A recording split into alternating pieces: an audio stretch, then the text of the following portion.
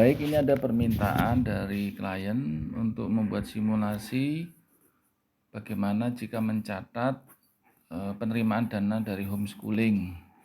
Yang pertama kita buat pengaturan dulu, kemudian pengaturan kode rekening, kemudian jadi klien homeschooling itu atau peserta homeschooling itu bayar dulu di muka. Jadi kita catat sebagai semacam deposit atau tabungan ya. Jadi misalnya kita buat rekening baru, deposit, misalnya Mbak Siska, ini homeschooling misalnya. Nanti ditulis sesuai kebijakan di tempat institusinya ya. Ini hanya sebagai contoh. Deposit Siska homeschooling, kemudian kita simpan.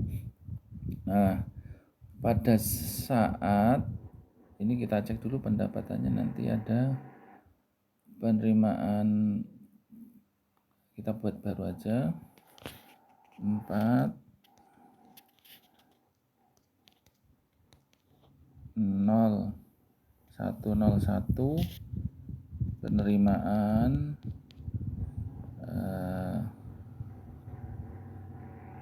dana homeschooling HS. Nah, sekarang misalnya diterima di muka, berarti kita masuk jurnal plus pemasukan, ini kita ganti HS tadi ya, dana apa ini ya, homeschooling ya, nih dana homeschooling masuk ke kas. Sebentar, bukan pemasukan ya, utang ya, karena dia nitip utang. Ini nih deposit Siska ya, karena ini utang dan ini dibayar di muka, belum menjalani pendidikan homeschooling ya. Kas Mbak Siska 12 pertemuan, ini katakanlah per bulan 100.000, berarti 1.200.000 untuk 12 bulan, 12 pertemuan. Kita klik simpan. Nah, setiap menjalani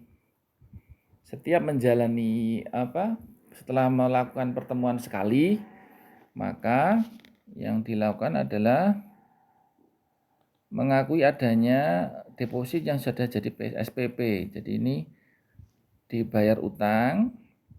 Nah, ini Mbak Siska, ini kita klik bayar utang dari mana, masuk ke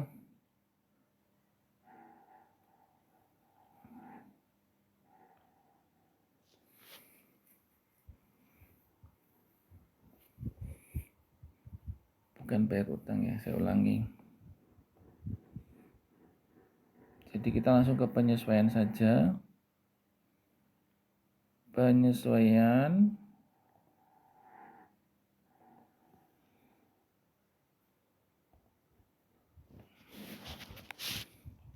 pendapatan ini ke utang, deposit.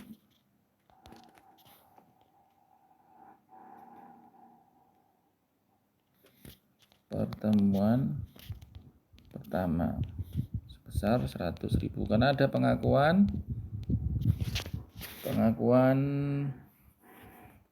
pertemuan pertama. Jadi nanti kalau dilihat di buku besar,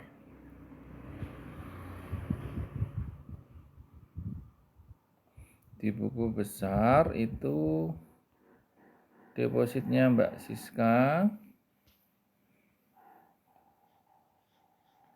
Nah, ini dulu deposit 1.200, untuk pertemuan sudah disebut 100. Kemudian masuk ke laba rugi, ini penerimaan dana homeschooling 100. Kemudian nanti pertemuan kedua kita buat sama.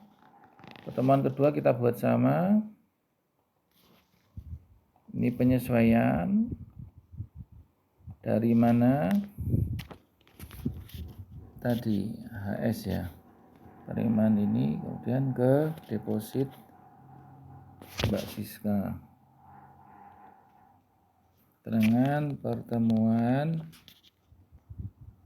2 sama 100.000 simpan. Jadi di laporan buku besar Anda bisa lihat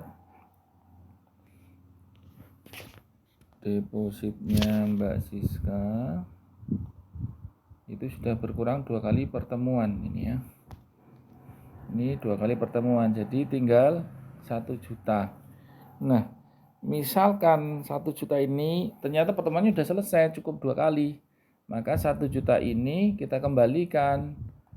Caranya ya sama, penyesuaian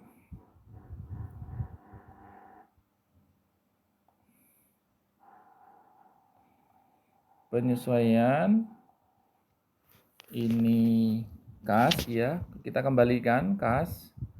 Ini deposit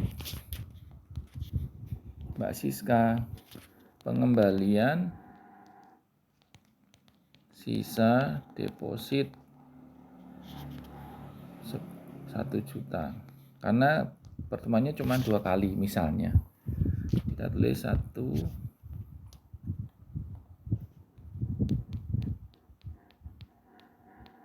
juta simpan.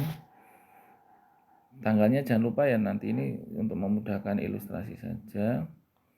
Buku besar, deposit Mbak Siska.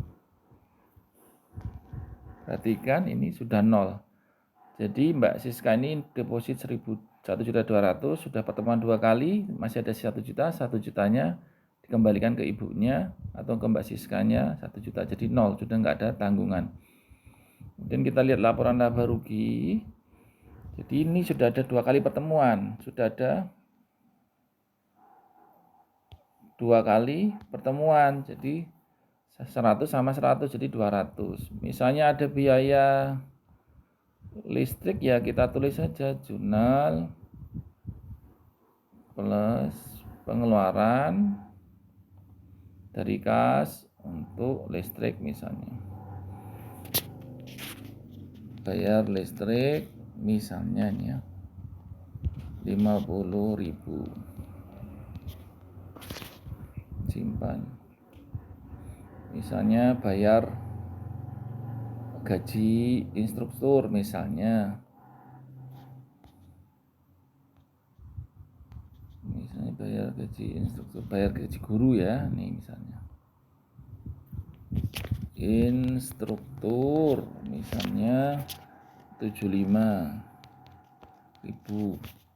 simpan. Maka laba rugi Anda bisa kita lihat di sini. Nih, gaji guru 75, listrik 50, totalnya ini marginnya 125 dengan 50. Jadi laba Anda 75. Demikian yang bisa disimulasikan, semoga bermanfaat.